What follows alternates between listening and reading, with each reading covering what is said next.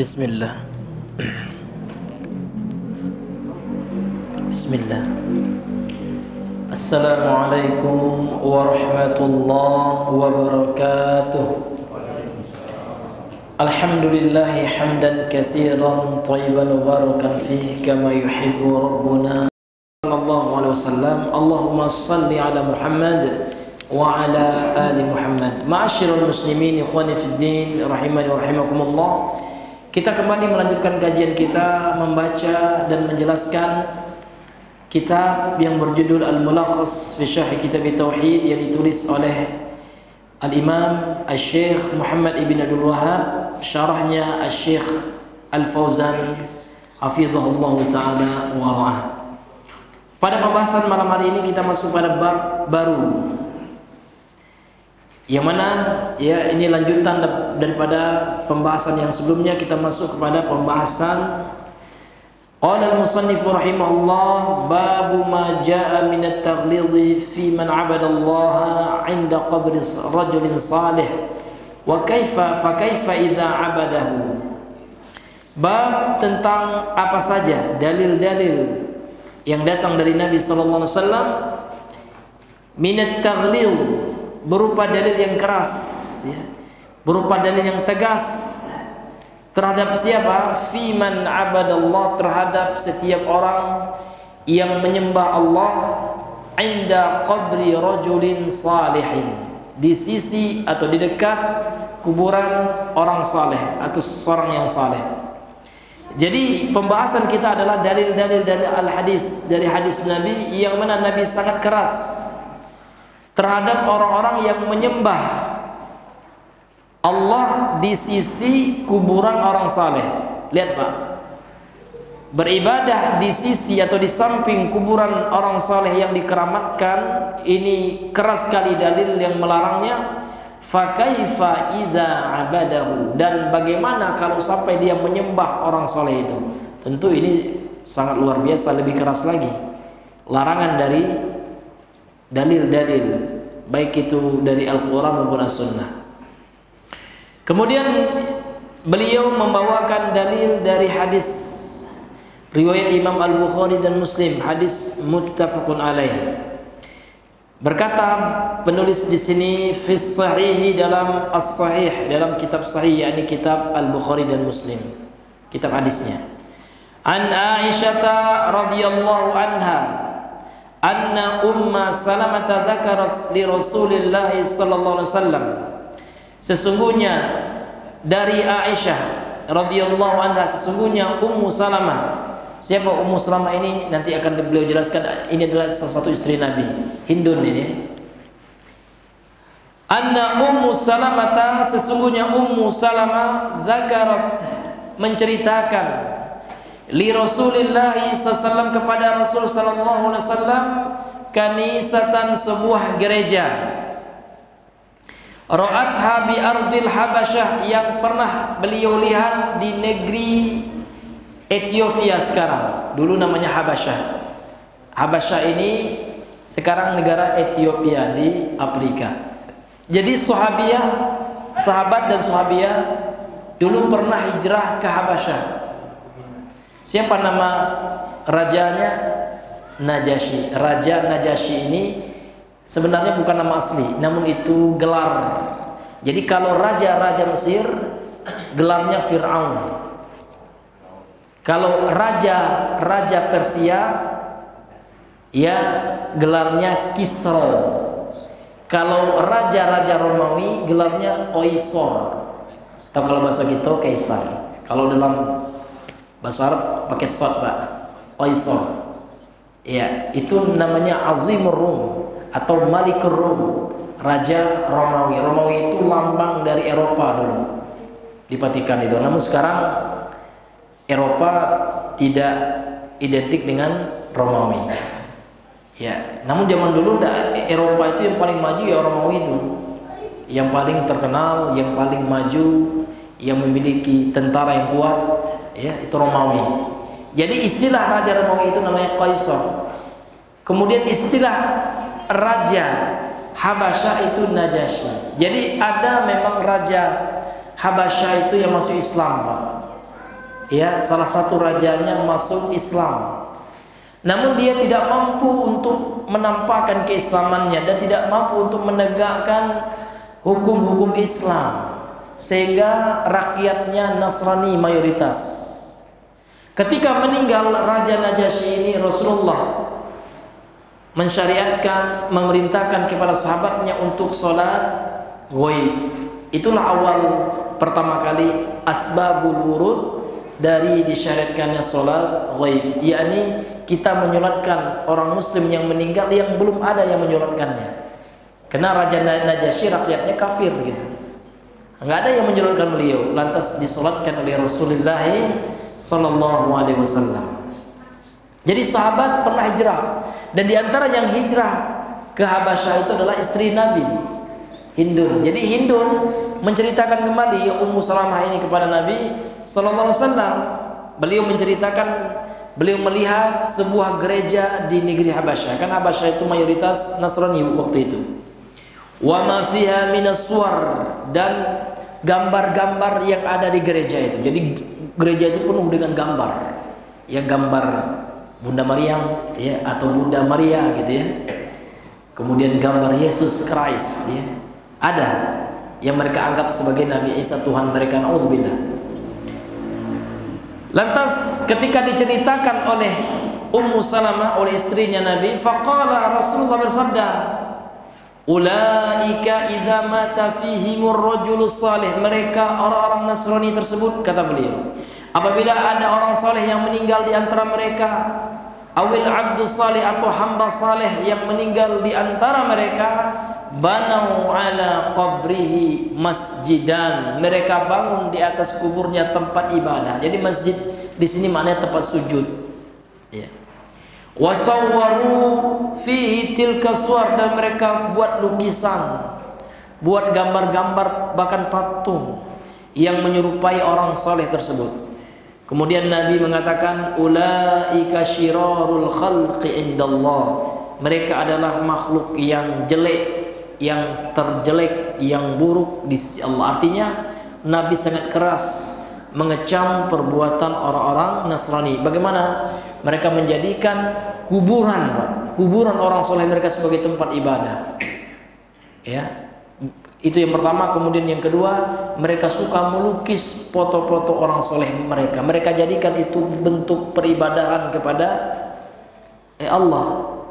Mereka menjadikan perantara untuk mengingat Allah itu, lihat foto atau patungnya Yesus.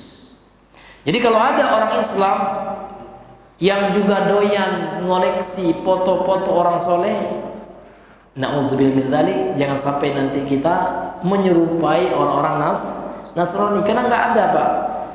Tentu kalau seandainya foto orang soleh itu bagus, ya tentu foto Nabi nomor satu. Namun Nabi sangat keras sekali melarang, tidak boleh. Bahkan Nabi berwasiat ketika penaklukan kota Makkah, Pak. Ini dalam hadis Sahih Muslim.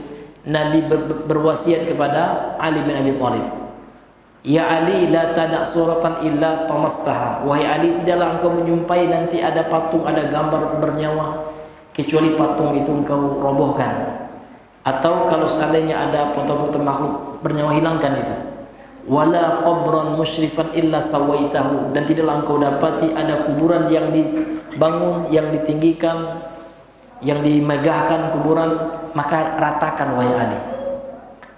Tentu yang melakukannya adalah ya pemimpin waktu itu, karena Rasulullah telah menaklukkan, telah menjadi presiden, penguasa kota Makkah. Namun kalau sekarang nggak bisa Pak ya. Yang melakukannya adalah pemerintah. Ma'asyiral muslimin yang dimuliakan oleh Allah Azza wa Jalla.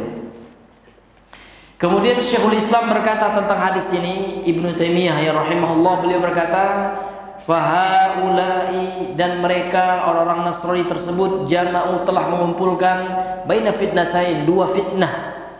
Fitnatil kubur, fitnah dalam kuburan, yakni mereka menjadikan kuburan sebagai tempat ibadah. Ya, maka bangun masjid di kuburan. Wa fitnatit tamasil, dan fitnah patung dan gambar makhluk bernyawa. Ini Bapak Ibu yang Allah muliakan. Sekarang kita masuk kepada syarah daripada hadis ini. Qala asy-syarihu hafizahullah, berkata pensyarah yang semoga dijaga oleh Allah Azza wa Jalla, munasabatul bab li kitabit tauhid. Apa korelasi bab ini? Bab kita ini tentang apa, Pak? Tentang maja'a minat taghlidz, ya. Dalil-dalil yang datang dari Nabi yang sangat keras, ya. Terhadap siapa, Pak? Terhadap orang yang beribadah di dekat kuburan orang saleh. Nah itu. Jadi apa kesesuaian bab ini dengan kitab tauhid? Kata beliau, hiya, kesesuaiannya adalah, munasibahnya adalah, kesesuaiannya adalah, bab ini kata beliau, bayanu, menjelaskan, terdapat penjelasan gitu ya, anna ibadatullah, bahwasanya beribadah kepada Allah, indal qabri, di dekat kubur, di sisi kubur bisa juga kita artikan. Wasilatun ila syirki, ini adalah sarana, sebab yang akan mengantarkan kepada perbuatan syirik. Maka nggak boleh kita beribadah sholat di kuburan, sehingga dilarang oleh Nabi, la tusalli ilal kubur, kata Nabi, jangan kalian sholat menghadap kuburan. Sehingga ulama fikih memberikan penjelasan, ya, kalau seandainya masjid yang ada kuburannya, jangan sholat di dalamnya, berdasarkan pemahaman mereka terhadap larangan Nabi sholat menghadap kuburan. Kenapa? Karena akan ada pengagungan nanti kepada kuburan tersebut, ya. Mungkin ada yang bertanya, bagaimana dengan kuburan Nabi? Maka jawaban dari ulama bahwasanya Nabi itu tidak dikubur di masjid, namun beliau dikubur di kamarnya, kamar Aisyah. Dan suatu ketetapan dari Allah, setiap para nabi yang meninggal itu mesti dikubur di mana dia meninggal. Dan Nabi qadarullah meninggalnya di kamar Aisyah, di kamarnya Nabi bersama Aisyah, ya, maka otomatis beliau dikubur di situ, dan letaknya dekat masjid, ya, karena memang rumah beliau di dekat masjid. Dan ketika terjadi perluasan masjid, masuklah kamar atau rumah tersebut ke dalam masjid. Artinya bukan disengaja. Ini Bapak Ibu yang dimuliakan oleh Allah Subhanahu wa taala. Kemudian kata beliau, hiya bayanu anna ibadatallahi 'indal qabri wasilatun ila syirki al-munafi tauhid. Jadi kesesuaian bab ini terhadap kitab tauhid, ya, pembahasan tauhid. Jadi terdapat dalam bab ini penjelasan beribadah kepada Allah di samping kuburan orang saleh, gitu ya. Di samping kuburan apapun, termasuk orang soleh, kuburan Nabi dan sebagainya. Ini adalah wasilah, perantara yang akan mengantarkan ke dalam perbuatan syirik. Yang mana perbuatan syirik ini adalah perkara yang menafikan tauhid. Maka tauhid itu, Pak, ada pembatalnya. Sebagaimana sholat, Pak, ya, sholat yang kita kerjakan ada nggak pembatalnya, Pak? Sholat kita Allahu Akbar, tiba-tiba batal sholat kita. Begitu juga tauhid kita, iman kita, la ilaha illallah yang kita ucapkan, maka secara umum ada 3 pembatalnya. Secara umum, ya, tidak secara detail, umum. Secara umum yang pertama syirik besar, itu pembatal, Pak, asyirkul akbar. Kemudian yang kedua al-kufrul akbar, kufur besar. Kemudian yang ketiga apa, Pak? An-nifaqul akbar, kemunafikan. Misalnya 3 hal ini yang bisa membatalkan tauhid kita. Makanya ini adalah perbuatan syirik. Syirik itu kata beliau al-munafi lit-tauhid. Ini bisa menafikan, membatalkan tauhid yang kita yakini. Na'udzubillahi min dzalik. Kemudian kita masuk kepada biografi singkat dari perawi hadis ini. Yang menceritakan hadis ini siapa, Pak? Ummu Salamah. Siapa dia? Berkata pensyarah di sini, tarjamatu Ummi Salamata, ya, biografi daripada Ummu Salamah. Dia adalah salah satu istri Nabi sallallahu alaihi wasallam. Hiya ummul mu'minin. Jadi istri Nabi itu, Pak, sudah menjadi ibu kita, sehingga haram hukumnya sepeninggalan Nabi dinikahi oleh siapapun, karena dia sudah menjadi ibunya kita. Namun ibu dalam artian kata, ya, istrinya Nabi, bukan ibu nasab, tidak. Namun ibu karena istri Nabi dan haram untuk dinikahi setelah wafatnya Rasul. Dan itulah ketetapan Allah. Hiya ummul mu'minin, dia adalah ummul mu'minin, ibunya kaum muslimin. Namanya Hindun bintu Ummi Umayyah. ya, bintu Abi Affan, bintu Abi Umayyah, namanya Hindun, anak perempuannya Abi Umayyah Al-Makhzumiyah, dari suku Makhzumi, Al-Qurashiyah, bangsa Quraisy. Matat sanatasnain wasittina hijriyah, beliau meninggal pada tahun 62 hijriyah, radhiyallahu anha, semoga Allah meridhoinya. Kalau Nabi meninggal tahun berapa? 11 ya, masuk 11 hijriyah, walaupun dalam hitung-hitungannya ya, namun dalam sejarah mencatat 11 hijriyah. Sebenarnya gampang menghitungnya Pak ya. Kita hitung dari Nabi diangkat menjadi Rasul. Nabi diangkat menjadi Rasul usia berapa Pak? 40 tahun. Kemudian setelah itu beliau berdakwah di Mekah selama berapa Pak? 13 tahun. Berarti usia beliau di Mekah sebelum hijrah berapa Pak? Ya 50 ya 3 tahun. Kemudian hijrah ke Madinah tambah 10 tahun. Jadi usia 63 beliau meninggal ya.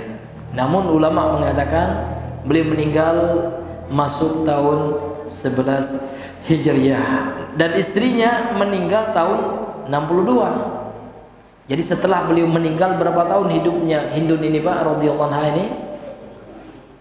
Berapa tahun? Iya. Kurang aja. 62 kurang 11 jadi 50. Iya. Berapa? 51 ya?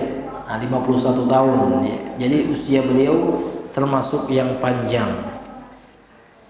Kemudian dalam hadis ini ya, beliau menjelaskan kepada kita makna kosakata dari hadis ini. Jadi dalam hadis ini ya disebutkan zakarat ya, lin Nabi.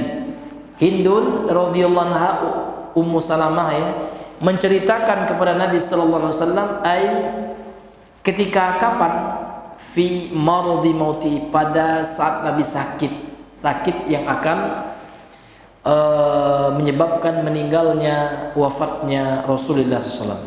Subhanallah ya. Jadi ini ketika sakit nih Pak, dan detik-detik terakhir Pak. Disebutkan ada hadis yang satunya itu 5 hari ya sebelum Nabi meninggal. Jadi Nabi menyampaikan hadis ini. Dalam hadis ini ya Ummu Salamah mengatakan beliau pernah melihat gereja, bahkan masuk ke dalam gereja dan melihat di dalamnya itu banyak ya patung-patung, gambar-gambar, lukisan makhluk bernyawa kan gitu. Maka di sini dikatakan kanisatan. Kanisah ini kalau terjemahannya gereja. Maknanya adalah kata beliau bi fathil kaf, dengan menfathahkan huruf kafnya ka, bukan ki ya, bukan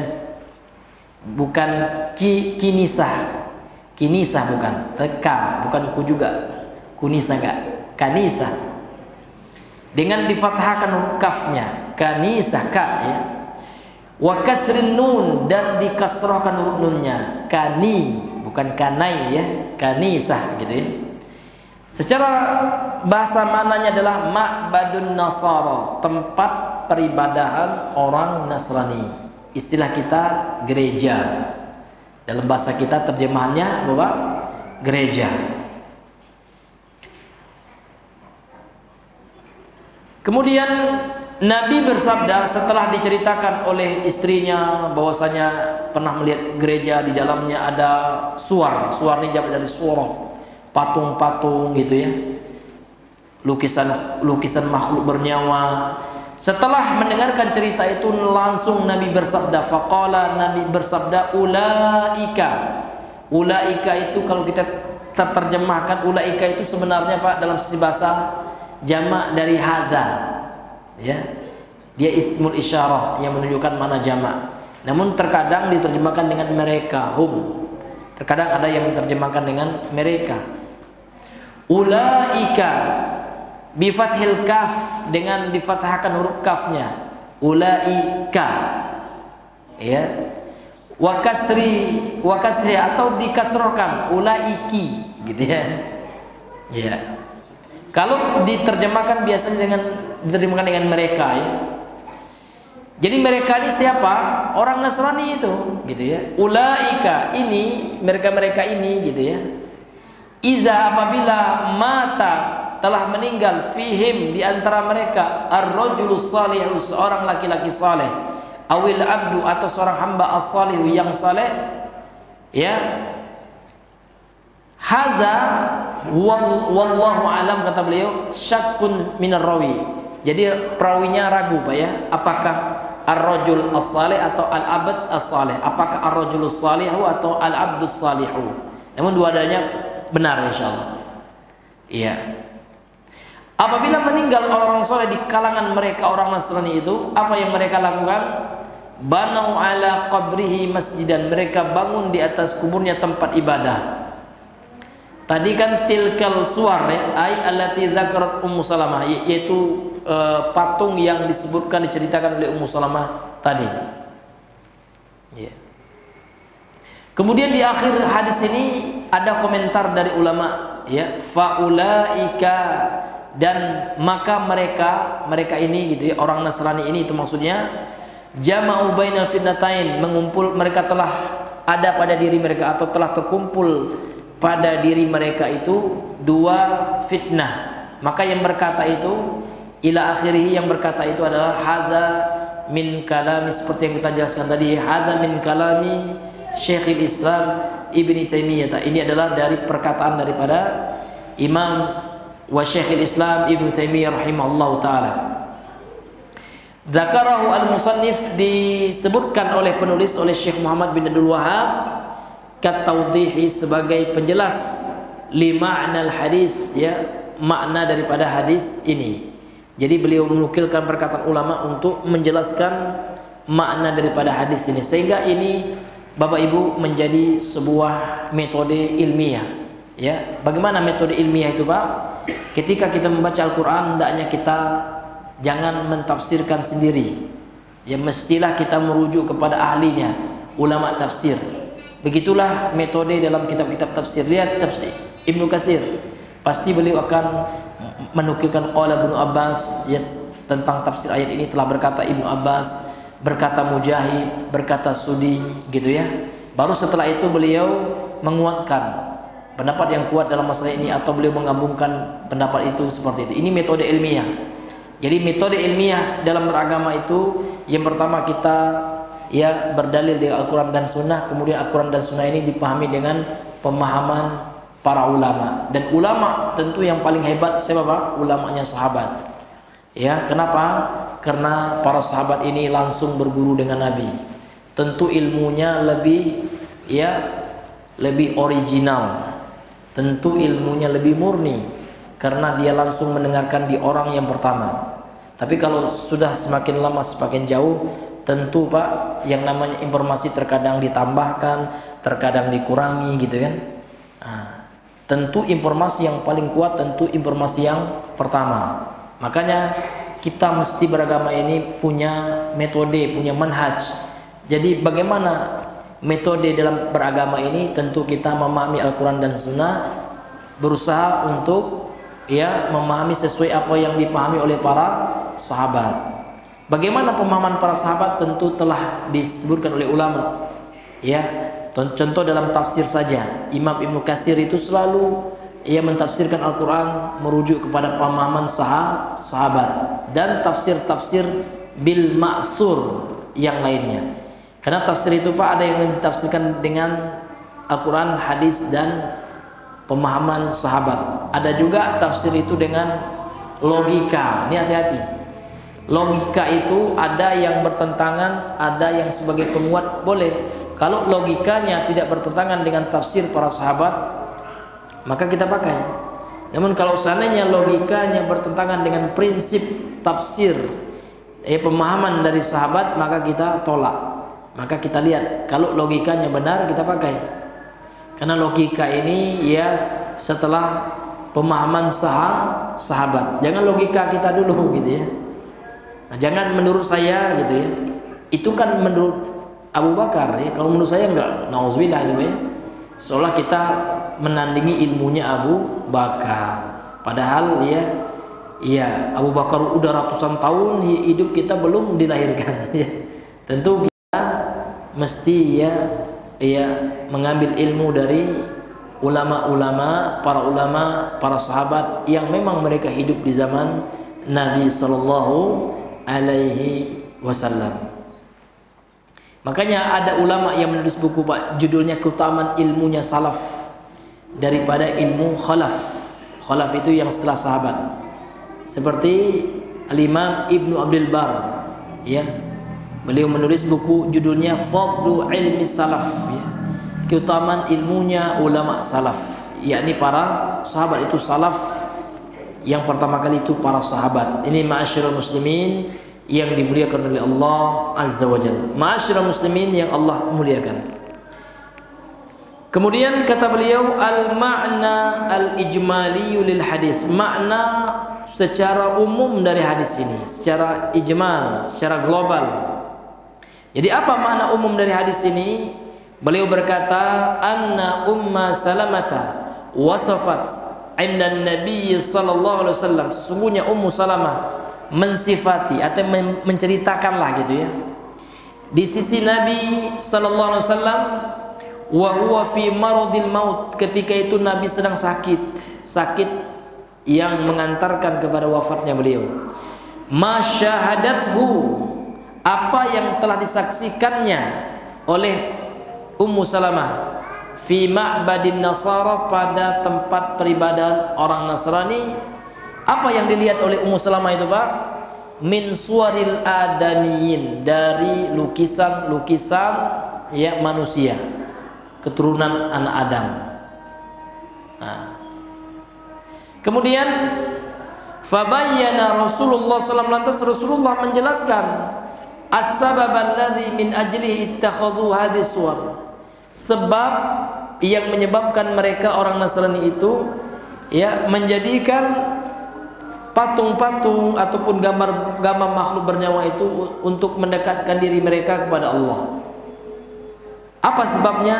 Disebabkan oleh Nabi, kata beliau, wa huwal ghulu fi ta'zimis salihin. Sebabnya adalah al-ghulu, melampaui batas. Dalam apa, Pak? Dalam mengagungkan orang-orang saleh.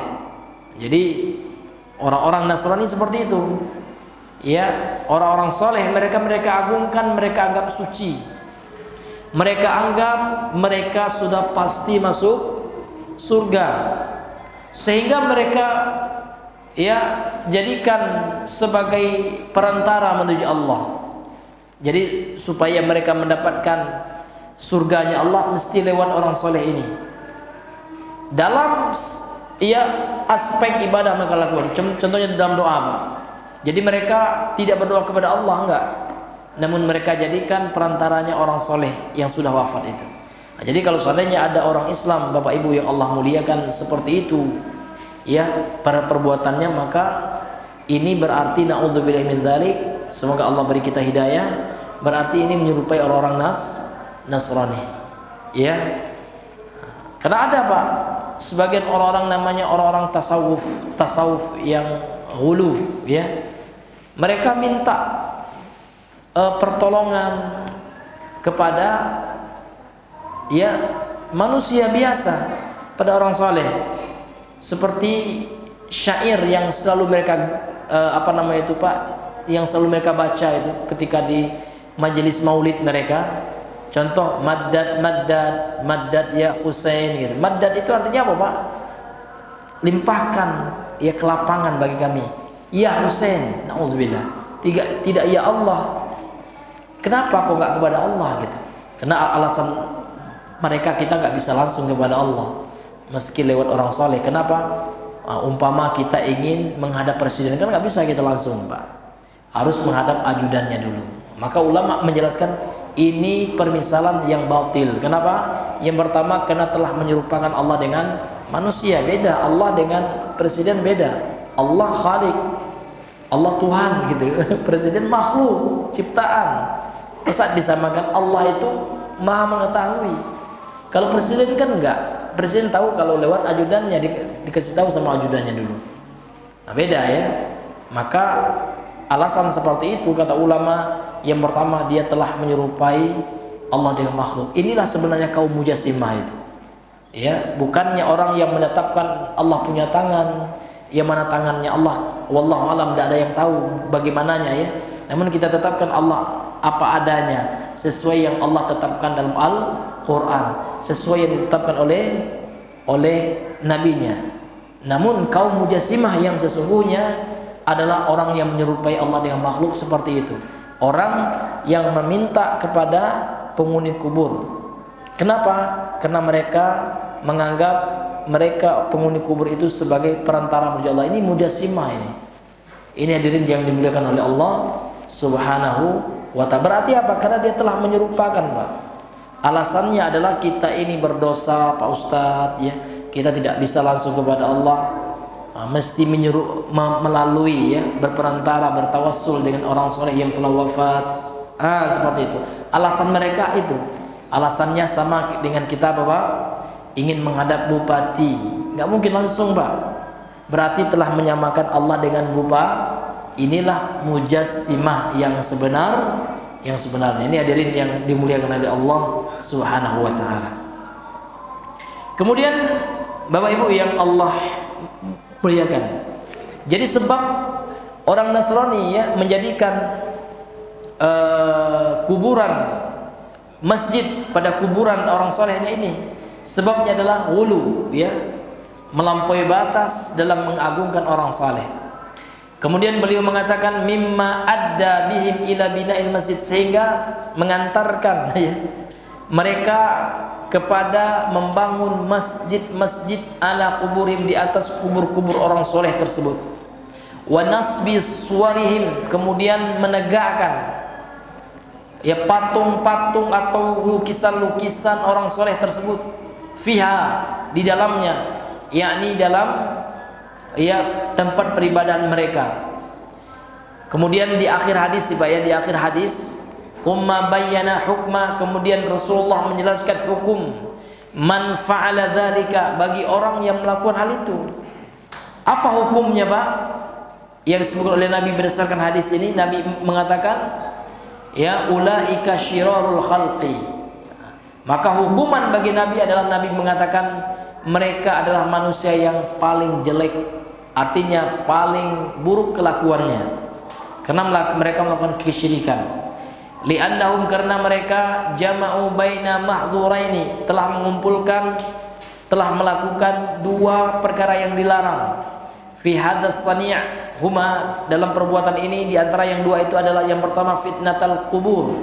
Mereka telah melakukan fitnah di kubur itu, sehingga menyebabkan orang melakukan kesyirikan. Maka fitnah itu Bapak Ibu itu banyak maknanya dalam Al-Quran. Di antara makna fitnah itu apa, Pak? Syirik. Syirik itu dalam Al-Quran, di antara makna syirik itu fitnah. Makanya dalam surah Al-Baqarah ya, Allah Subhanahu wa ta'ala mengatakan wal fitnatu asyaddu minal qatli, dan fitnah itu lebih bahaya daripada membunuh. Maka fitnah di situ sepakat seluruh ahli tafsir mengatakan fitnah dalam ayat itu apa, Pak? Syirik. Jadi kesyirikan itu, dosa syirik itu lebih besar, lebih bahaya daripada dosa membunuh. Berarti mereka telah melakukan fitnah dalam kubur, yakni menjadikan kuburan itu sebagai sarana kesyirikan. Na'udzubillahi. Betapa banyak sekarang ya manusia menjadikan kuburan sebagai sarana kesyirikan yang dipelihara, yang dibuat nama selain namanya, yang diperindah namanya dengan wisata religi lah, apalagi Pak, ziarah lah. Ziarah benar, namun bukan ziarah mengkultus kubur. Tidak pernah Nabi menyuruh orang mengkultus kuburan. Ziarah itu penting, Pak, untuk mengingat kematian. Namun tidak pernah Nabi mengatakan ziarahlah kubur untuk apa? Kepada kuburan keramat. Ziarahlah kepada kuburan orang soleh, enggak pernah. Ya. Namun ziarah kubur itu tidak dibedakan, baik itu kuburan orang soleh kecuali kuburan orang kafir itu, Pak, ya, itu memang tidak boleh gitu ya. Artinya sesama umat muslim ini nggak ada bedanya, ya kan? Tidak ada, Bapak Ibu. Nah, karena ziarah bukanlah untuk apa? Bukanlah untuk beribadah di kuburan itu. Betapa banyak orang beribadah di kuburan, berdoa ya di kuburan. Kalau mendoakan boleh, Namun menjadikan kuburan itu diyakini sebagai tempat mustajab berdoa, itulah ya sikap berlebihan, melampaui batas, atau bertawassul, atau ngalap berkah di kuburan, disangka kuburan itu membawa keberkahan. Nah, inilah nanti Bapak Ibu ya yang akan mengantarkan, kata para ulama, kepada perbuatan kesyirikan. Jadi kuburan itu Pak sudah dianggap sakti, bahkan tidak jarang dilakukan sebagai tempat kemaksiatan pula. Maka orang-orang yang suka berjudi Pak tidak jarang dari kalangan mereka menjadikan kuburan itu untuk mencari nomor. Orang yang hobi togel Pak ada. Ayolah kita tidur di kuburan keramat itu. Kita nanya ntar kita dikasih mimpi ya. Tahu kita nomor togel yang mesti kita coblos. Dicoblos lah. Ya, dipasang atau dicoblos Pak? Iya. Ini hadirin yang dimuliakan oleh Allah Subhanahu wa taala. Ini luar biasa Pak. Ya, pertama syirik, kedua maksiat judi. Ada nggak seperti itu Pak? Ada. Ini realita yang ada, yang terjadi di tengah-tengah masyarakat kita. Itulah penyakit masyarakat. Jadi penyakit masyarakat yang pertama ini syirik. Ini penyakit ya. Pekat, penyakit masyarakat yang pertama itu syirik Bapak Ibu. Kemudian barulah setelah itu ya perzinahan, perjudian, dan dosa-dosa maksiat yang lainnya. Namun yang paling berbahaya itu syirik. Nauzubillah min dzalik. Dan di antara sebabnya ini Pak, mengkultus kuburan, menganggap kuburan itu ya sakti, keramat, kuburan wali lah gitu ya. Sehingga apa? Ya, sehingga Pak ya, wah sangat ya berantusias masyarakat untuk ya melakukan wisata-wisata religi yang mereka anggap sebagai ibadah tersebut. Ma'asyiral muslimin yang Allah muliakan. Kemudian itu fitnah yang pertama, fitnah kubur. Dengan apa? Bittikhadhiha masajid, dengan menjadikan kuburan itu masjid, tempat ibadah. Bahkan ada naudzubillah Pak, sebagian orang Syiah itu sujud menghadap kuburan. Naudzubillah. Kuburan para imam mereka. Kalau kuburan Khomeini itu sujud mereka gitu ya. Ya, dianggapnya Khomeini itu ya suci, bebas dari dosa, maksum ya, sudah pasti masuk surga kata mereka. Nauzubillahi min dzalik. Kemudian fitnah yang kedua, wa fitnati ta'zimit tamasil, fitnah pengagungan terhadap ya patung-patung dan gambar-gambar makhluk bernyawa, mimma yang mana hal itu di antara perkara yuaddi, mengantarkan seseorang ila syirki, mengantarkan kepada kesyirikan. Na'udzubillahi min dzalik. Maka kita berdoa kepada Allah dari dua fitnah ini. Bahkan Nabi pun berdoa apa? Apa doa Nabi? Disebutkan oleh Imam Malik, dinukilkan, diriwayatkan oleh Imam Malik dalam kitabnya Al-Muwatta. Doa Nabi, Allahumma la taj'al qabri wasanan yu'bad. Ya Allah, janganlah engkau jadikan kuburanku itu bagaikan berhala yang dikeramatkan, yang disembah oleh manusia. Sehingga alhamdulillah ya, sampai hari ini kuburan Nabi masih dijaga ya, dipagar tiga pagarnya itu Pak ya. Dan ketika ada orang yang ingin melakukan perbuatan hulu, ada yang mengingatkan ini enggak boleh, ini syirik gitu ya. Masih ada yang mengingatkan akan tauhid ini. Dan ini ya adalah diantara doa Nabi yang dikabulkan oleh Allah Subhanahu wa ta'ala. Maka tidak bisa kita bayangkan kalau seandainya kuburan Nabi itu yang mengelolanya orang yang suka mengkeramatkan kuburan Pak. Mungkin Ka'bah itu sepi Pak, orang sudah sibuk di kuburan Nabi aja lagi. Na'udzubillahi min dzalik. Kemudian Bapak Ibu yang Allah muliakan, iya, Taib ini kelas sudah masuk waktu isya Pak ya, karena nanti ada rapat. Mungkin kita cukupkan sampai di sini dulu pembahasan kita pada malam hari ini. Mudah-mudahan yang sedikit ini bisa ya bermanfaat, terutama bagi kami yang menyampaikan, kemudian bagi Bapak Ibu yang hadir di majelis kita di malam hari ini. Subhanakallahumma bihamdika asyhadu an la ilaha illa anta astaghfiruka wa atubu ilaik. Assalamualaikum warahmatullahi wabarakatuh.